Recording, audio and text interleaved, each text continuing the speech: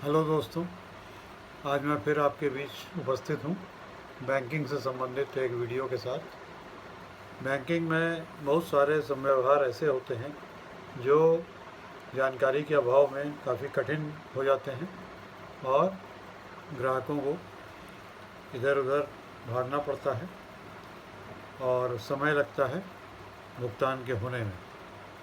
तो इसको दूर करने के लिए, इसको बचाने के लिए आज हम एक ऐसा विषय प्रवर्तन करेंगे, ऐसा विषय डिस्कस करेंगे जो कि बहुत ही उपयोगी है और बहुधा अक्सर ऐसी प्रॉब्लम बैंक में आती है और लोगों को समय लगता है और भाग दौड़ करनी पड़ती है पेमेंट में, जो कि एक मृतक खाते के बारे में आता है। तो मृतक खाता वो खाता है जहाँ पे खाता धारक की मृत्यु हो गई हो और पेमेंट किसको होना है और किस प्रक्रिया के द्वारा होना है, इसकी पूरी जानकारी न होने से बहुधा समय लग जाता है बैंक में और लोग इधर से उधर दौड़ते रह जाते हैं और दिक्कतों का सामना करते हैं। तो ऐसी दिक्कतें ना आए इसलिए हम अपने channel Shekhar's education and travel channel में बैंकिंग पे इस विषय को आज बताएंगे कि मृतक खाते का भुगतान कैसे होगा विभिन्न परिस्थितियों में। और यदि आपको ये जानकारी पसंद आए तो आप मेरे channel Shekhar's education and travel channel को सब्सक्राइब करिए और साथ ही साथ मेरे वीडियोस को लाइक और शेयर करिए और बेल बटन ज़रूर दबाइए जिससे कि आप मेरे वीडियोस के बारे में नोटिफाइड रह सकें और अपलोड होने पर उन्हें तत्काल देख सकें। तो मृतक खाते के बारे में सबसे पहले तो दोस्तों आपको बैंक में एज ए बैंकर सूचना मिलनी चाहिए कि खाता धारक की मृत्यु हो गई और मृत्यु की सूचना मौखिक मिल सकती है या लिखित में मिल सकती है। तो अगर लिखित मिली है तो मृत्यु प्रमाण पत्र साथ में हो गई और अगर मौखिक मिली है तो एक लिखित सूचना लेनी पड़ेगी जो मृत्यु प्रमाण पत्र के द्वारा होगी और जो बैंक की शाखा है उसको जो मृत्यु प्रमाण पत्र की प्रति है, छाया प्रति या फोटोकॉपी, उसको रखना पड़ेगा और ओरिजिनल को उत्तराधिकारियों को देना होगा आगे की प्रक्रिया पूरी करने के लिए। और जो बैंक का खाता कोर बैंकिंग सॉल्यूशन में है उसको डिजीज़ अकाउंट करके फ्लैग करना पड़ेगा जिससे कि गलती से उसमें गलत पेमेंट ना हो जाए। और साथ ही साथ बैंक एक बहुत ही संवेदनशील संस्था है, ये परिचय देते हुए एक सांत्वना पत्र भी मृतक खाताधारक के आश्रितों को भेजा जाएगा।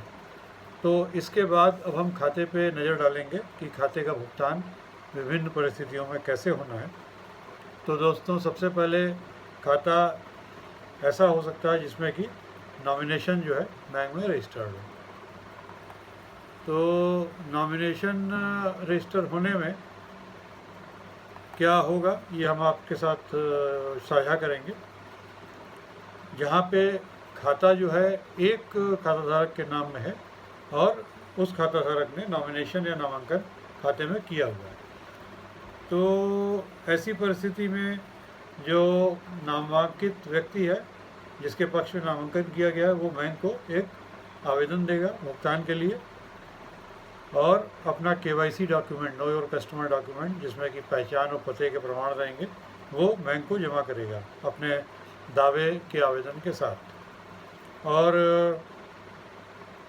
2 गवाह भी उसके आवेदन पे साइन करेंगे जो कि उस क्षेत्र के सम्भ्रांत नागरिक होंगे और जिनका इंटेग्रिटी या साख बैंक को स्वीकार्य हो। तो जो नामांकित व्यक्ति है वो क्लेम करेगा और अपना KYC डॉक्यूमेंट साथ में लगाएगा, पते का और पहचान का, और साथ में 2 गवाहियाँ देगा जो कि उस क्षेत्र के मानिंद आदमी हो, सम्भ्रांत आदमी हो और बैंक को स्वीकार्य हो।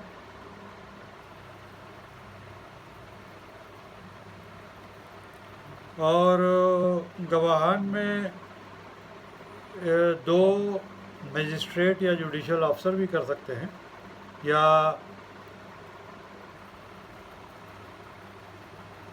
स्टेट या सेंट्रल गवर्नमेंट के ऑफिसर भी कर सकते हैं, या बैंक का कोई अधिकारी भी कर सकता है। और बाकी तो मैंने बताया कि कोई भी 2 आदमी जो कि बैंक को स्वीकार्य हों वो कर सकते हैं। और यदि जो नॉमिनी है या जो नामांकित व्यक्ति है वो माइनर है, तो जो व्यक्ति मृतक खाता धारक के द्वारा माइनर का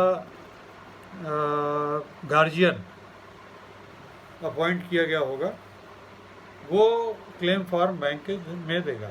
जो फॉर्म है वो जिस व्यक्ति को माइनर का या अवयस्क का गार्जियन संरक्षक खाताधारक ने नियुक्त किया है, वो बैंक में क्लेम देगा।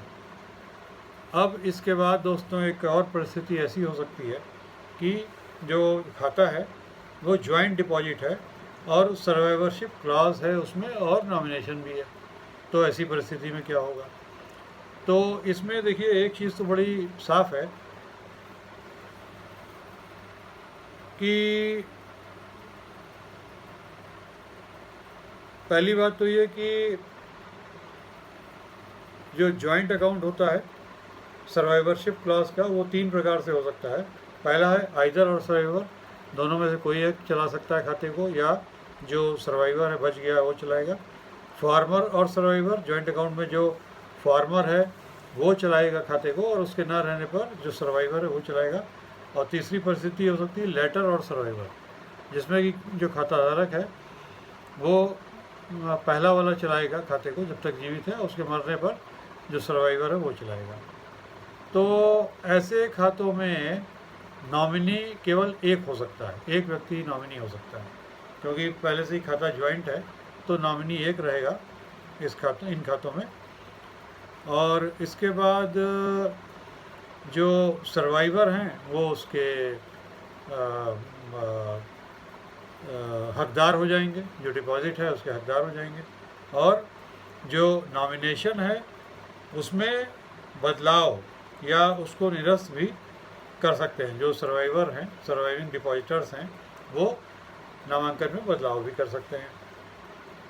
और जो नामांकित व्यक्ति है, जैसा मैंने बताया कि एक नामांकित व्यक्ति हो सकता है जॉइंट अकाउंट में, उसका हक तभी आएगा जबकि सभी खाताधारक की मृत्यु हो जाए।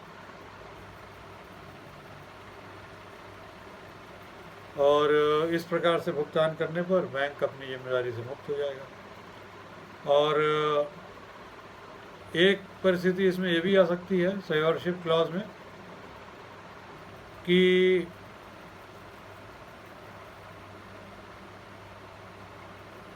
सर्वाइवर क्या करे, जो एक की मृत्यु होने के बाद जो सर्वाइवर है वो क्या करेगा। तो सबसे पहले सर्वाइवर को बोला जाएगा कि वो जो वर्तमान में खाता है उसको बंद करे पहले, और उसका जो धनराशि है या बैलेंस है उसको नए खाते में ट्रांसफ़र करे जो सर्वाइवर के नाम में हो, और नया ओपनिंग फॉर्म भी उसी प्रकार से भरे।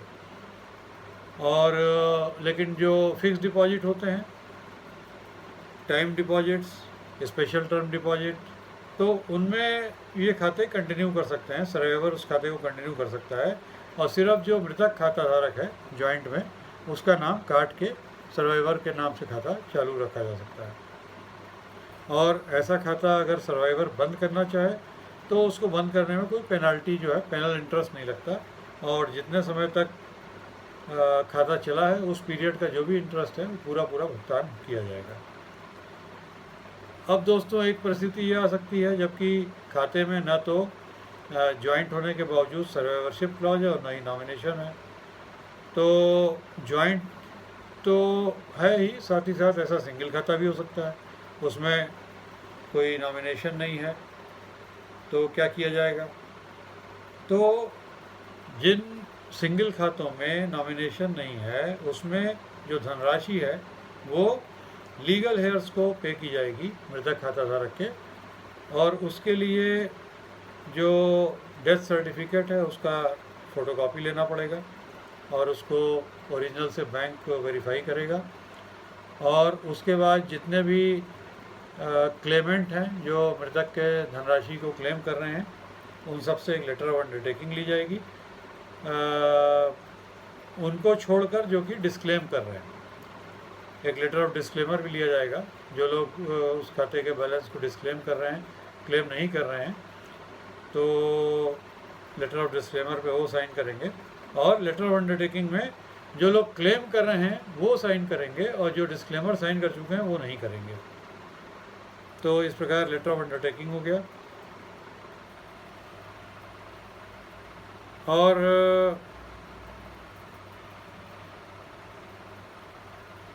जो क्लेम फॉर्मेट जो क्लेम करने वाले भरेंगे, साइन करेंगे, उसमें एक इज्जतदार व्यक्ति जो रिस्पेक्टेबल पर्सन है, जो कि मृतक की फैमिली को जानता है लेकिन उससे रिश्तेदारी न रखता हो, उसका भी दस्तखत कराना पड़ेगा। और उसके बाद लेटर ऑफ डिस्क्लेमर हमने बता दिया कि जो लोग क्लेम नहीं कर रहे हैं वो इसको साइन करेंगे, और लेटर ऑफ अंडरटेकिंग जो क्लेम कर रहे हैं वो साइन करेंगे, लेकिन उस पर डिस्क्लेमर साइन करने वाले साइन नहीं करेंगे। तो ये हो गया डिस्क्लेमर। उसके बाद इंडेमनिटी जो है साइन करानी पड़ेगी। इंडेमनिटी जो है वो बैंक को नुकसान होने की दशा में उससे बचाती है, गलत भुगतान होने की दशा में नुकसान से बैंक को बचाती है। तो इंडेमनिटी जो है वो लोग साइन करेंगे जो कि लेटर ऑफ डिस्क्लेमर में साइन किए हुए हैं, वो लोग इंडेमनिटी में साइन करेंगे। और साथ ही साथ जो श्योरिटी है वो करेंगे, यहाँ पे भी लागू हो। और कोई जो लीगल हेयर है जिसने कि डिस्क्लेमर साइन किया है बाकी लीगल हेयर्स के पक्ष में, तो वो भी श्योरिटी कर सकता है, बशर्ते कि वो good for the amount involve हो। और एफिडेविट लेना पड़ेगा क्षेत्र के सम्राट लोगों से कि हाँ भाई ये मृतक को जानते थे, उसके परिवार में ये लोग हैं, जो लोग अंडरटेकिंग के थ्रू क्लेम कर रहे हैं वो हैं, और जिन्होंने डिस्क्लेमर साइन किया वो हैं, इतने बच्चे हैं उनके करके ये एफिडेविट में 2 मानंद आदमी साइन करेंगे। और पेमेंट होने की दशा में स्टैम्प रिसीट ली जाएगी। और पेमेंट जो है वो जो क्लेम करने वाले हैं उनके खाते में भी हो सकता है, और उसको नेफ्ट आरटीजीएस के थ्रू ट्रांसफ़र भी कर सकते हैं। तो ये परिस्थिति हो गई। अच्छा, इसके अलावा एक उदाहरण से मैं और इसको क्लियर कर दूं कि अगर कोई खाता ए और बी के जॉइंट नेम में और ए की मृत्यु हो जाती है, तो ये जॉइंट खाता है, दोनों के द्वारा ऑपरेटेड था, इसलिए बैलेंस जो है सिर्फ बी को नहीं मिलेगा, बल्कि बी के साथ साथ जो ए के वैध उत्तराधिकारी हैं उनको भी मिलेगा। तो ये बात ध्यान रखने के लायक है। और जो सर्वाइवर हैं उनकी आइडेंटिटी, पहचान एकदम निश्चित कर लेना है बैंक को। और किसी भी न्यायालय से इस पर कोई रोक ना लगी हो भुगतान पे, ये सुनिश्चित कर लेना है।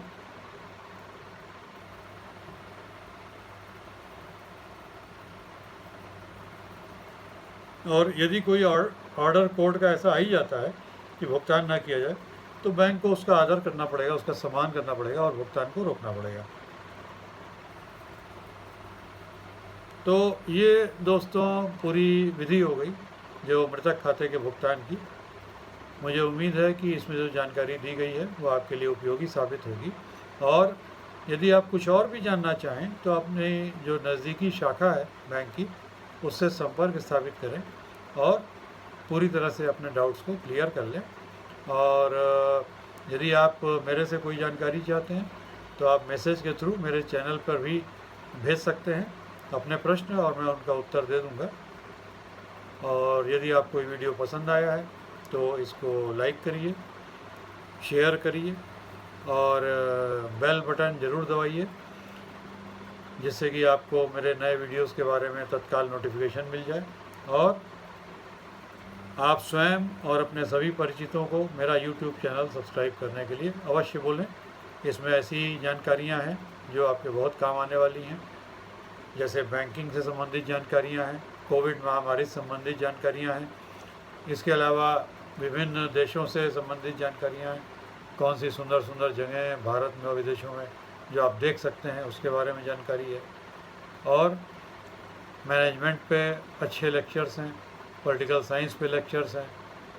तो इन सब को आप देखें और लाभान्वित हों। आपके लिए मैं शुभकामना करता हूँ। धन्यवाद। शुभ रात्रि।